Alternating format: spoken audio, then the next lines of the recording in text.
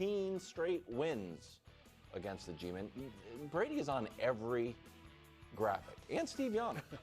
Steve Young's the most underrated quarterback in NFL history. Well, maybe to Patrick Mahomes, but these days. But yeah, Steve Young certainly had been. Brew, this is open-ended. Must win? This is scored, by the way, Greg. Brew is the reigning. No, you're the reigning champion. Wait, what? I think I'm the. What's this in our ears? What is it? Wow. No, I know what that means. It's shocking that it's coming so early in the season. This is not the rare double must win. You know, I've gone there before. Yeah. That's rare. Yeah, that was. This is the extremely rare must win and a half. Here's why. It's a must win for the Cowboys. We all know why, right? You got a lot of moment. They got a moral victory. I know people don't want to claim it as a moral victory. Yeah. They got a moral victory, so the vibes are great in Dallas right now, even though they lost to Philadelphia. If they lose to the hapless New York Giants, hapless, they're the worst team in the division outside of the Cowboys, then they lose all of those vibes. Yeah. They lose all of it. So we know why it's a must-win for the Cowboys. And they're at home. You can't lose that game. But it is also, the half comes in here. It is also a must-win for Russell Wilson. And since he's an individual player, it's only a half. So it's not a double. That's why you played the I mean, I don't make up the rules. That's just how, when you haven't heard it before because it's almost unprecedented. All right? And so Russ, this could be the last start of his career. If he could get benched at halftime if it goes south. At half, that'd be half. So it is the rare. I don't know if you guys understand the gravity of this. Have you ever seen a must-win and a half? Really? Bro, I'm just telling you, you're really here's the other thing that happened. Greg threw out his IMDb resume yesterday on the table, and Brew tried to take his corners back as the actor on the show with the "What's that? What? Oh!" And I'm just saying, I think it threw you off. I just think Greg has your own. I'm not here to make I'm not trying to get style points. Oh. I'm just telling you the truth. Okay, I'm gonna say it's a must-win. I'm gonna say what you probably should have said, which it's a double must-win. Simple. It's a double must-win. When you look at the Dallas Cowboys, they don't lose to this team. With or without Dak. We saw Dak up there, but this team doesn't lose to the New York Giants. And we saw what the vibes were. We had no expectation of this Dallas Cowboy team. Once we saw Michael was gone and departed, oh, you know what? Chalk it up. You're not making the playoffs. You're not going to even probably be competitive Thursday when we see you for the first time. You know what? They were. Now we're kind of like, can Dak actually do something with this team? You can't follow that up with a loss against the Giants. And on the flip side, it's a must-win for the Giants. When you look at just Brian Daboll is sitting there already with quarterback controversy and indecision. Right there in front of him because of your quarterback that you're talking about, a half a win, because of Russell Wilson. And you look at this team, they were 0-6 in the division last year. They haven't won a division game since 2023. You look at your schedule, and the next week, you got Kansas City Chiefs. Then you got the Chargers. And you're like, when is this team going to get a win? I know you got the Saints. You're hoping that you'll be able to beat the Saints. But then you continue to look at the schedule, and you're like, well, will they even win a game? Okay. Oh, my God. You guys are, sadly, I would love to support you. But sadly, you guys are both wrong for including the Giants in this because the Giants season does not start until Jackson Dart takes the field. Brian Daboll's job will be determined by how Jackson Dart looks. So it is only about the Cowboys, and it is not a must-win for the Cowboys. It is a must-dominate for the Cowboys. The only way to turn the momentum from whatever momentum you could have gotten from a loss in week 1 to the Eagles, because, like Bruce said, moral victory, was if you show that offensive performance that you showed flashes of is for real, that their running game is for real, that their offensive line against this defensive front is for real, and CeeDee Lamb can redeem himself. So the Cowboys winning 24-21 doesn't do a lot of good for them. The Cowboys winning 31-10 makes you feel like, oh, could have beaten Philly if CD catches the ball, annihilate the Giants. It's a must-dominate for Dallas. Thank you for the point, KW. I hate to break it to you guys. Oh, he backed up what I said. He put Russell Wilson on the hot seat. Brew, the world put Russell Wilson. Greg, you were like the Eagles without Micah. You saw an opening, you're like, I'm going to waltz to victory here. And then you had the schedule up. You're like, they're going to go 0-17. He blew it with the 0-17. If you had the point at that point, that's when you lost. I said they were going to You were like, we're not going to get to the other ones. You got the Saints beat. And guys, you got to go a lot faster on these last three. Brew's doing bits. Greg, you're up next, week 2. But fourth effort. I thought the judge would respect Jags in Cincinnati. Now, this is the opposite. Both of these teams are 1-0. Joe Burrow's explosive offense gained 7 yards in the second half of week 1. But Burrow is great outside of his division. Against his division opponents, 7-9. Non-division opponents, 20-8, 60 touchdowns, and only 14 interceptions. Is this a must-win for Joe Burrow? Yeah, this is a must-win for Joe Burrow. This is a must-win for the team, for that offense. When we think about this team, we simply think about them offensively. We don't even think about, what they'll look like defensively. But what they did not look like last week was a great, dominant offensive unit with quarterback Joe Burrow at the helm and these 2 great receivers that are now both under contract. We saw none of that pop like we were talking about prior to the season starting. And so now you got the Jacksonville Jaguars coming off a win against the Carolina Panthers. You feel like your offense at home has to make some type of noise, despite what your defense may look like. Offensively, it better look good, and you got to get a win. I know the judge is unlikely to reward me for this, but it is absolutely not a must-win because the Jags are a legitimately good team.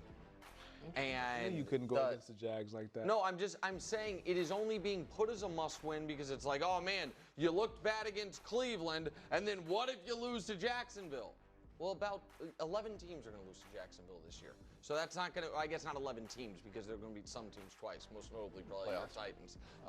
And so no, it's not a must-win for the Bengals. It is noteworthy to me, however, that in Greg's summer allegory he was painting, where he is the Bengals offense and I am the Bengals defense, and where we know he's going to fight and I didn't. Hey, buddy, I prevented you from getting your ass kicked on Sunday. You better thank me. I was letting you know right now. Good callback. Thank you. Appreciate it. I didn't count on getting this point, but I'll take it. Yeah, absolutely a must-win. I said it with gusto. Greg danced. Joe Burrow, it's a must-win. Nick was just flat out wrong. It's an absolute must-win. They are already feeling terrible in Cincinnati. Terrible. Yeah. All right? But the thing that makes it feel a little better is at least we won. At least we won. And I know Nick's talking all that jazz about the Jags being good. They but still, that's not a good team. Joe Burrow, Trevor Lawrence didn't light it up. What did he throw for a 74 passer rating against Carolina? They so you lose to that Jags team. All right. Now, all that stuff in the offseason. We gotta start out fresh. We gotta start out strong. It is right there for you on a platter. All right, you can be 2-0, but you lose to the Jags, and now you're 1-1, which is better than normal. I said the same thing, bro. Thanks. No, I'm just saying. I said it with my chest. You got it. Greg up there dancing around it. You got it. Man, you gotta say it with some. Brew, you might be better in like a looser offense. You know what I'm saying? I'm like Mahomes. I'm Mahomes. I'm backyard football. I make it happen. But I'm on schedule. Otherwise, you're like good on schedule. You're like, then ring the bell. I don't know if that's gonna work. Next up, Patriots in Miami. Ugh. Battle in the AFC basement. Pass defense is week 1. Not good. Diced up by Geno and Daniel Jones, who is good. Both completed over 70% of their throws. Geno had 9 20-yard completions. I thought that was a mistake. But he was airing it out. That thing he was airing, man. Wow. Some of them wide open. That is impressive. That's why he got a lot of yards. All right, several huge plays. Yeah. Is this this is just must-win, question mark. Oh, it's a must-win for not only the Patriots, but the Patriots media consortium, led by Kevin Wildes, Bill Simmons, my pal Greg Rosenthal, all of whom, all offseason, talked about Drake May like, oh, he's a known quantity. Like, we got the quarterback. Travion Henderson, did you see his kick return in early August? Well, that position's fixed for sure. Offensive coordinator, have you not seen Josh McDaniels, in high definition? Not really. And obviously, everything that went wrong last year is Mike Vrabel's fault. Gerard Mayo's fault, and Mike Vrabel will fix it, even though some of those people loved Gerard Mayo and didn't want them to fire him. They were so convincing that otherwise level-headed folks were like, you know what? I think that team might be able to sneak into the playoffs. You lose to the Dolphins, whose coach is going to press conferences and literally being like, well, on the bright side, we're one day closer to death. I think you're in trouble. So, yeah, it's a must-win. Oh, no. See, we got it. You know what? I knew something. He's like, I didn't plan on getting this point, but because he thinks this is a good bit. Oh, Greg, get ready, because this is going to bomb. I'm shocked. At week 2, and we are already on 2 virtually unprecedented situations. You were close. You were like Greg. You did say it with your chest, but you didn't finish it. You didn't knock the guy out when you had him dazed and confused and on the ropes, all right? You are right. And you almost stole my thunder. This is I've never seen this before. Okay. I've never seen this one before. It's hence the sirens. I can't even say rare. The unprecedented quadruple must win. Wow. Quadruple. Nick was close. Yeah, what is it? It's obviously a must win for the Patriots. 1. You missed it. It's a must win for the Dolphins, too. The coach on the hot seat. We've seen that Best before. player might get traded. Yep. The quarterback's about to lose the locker room.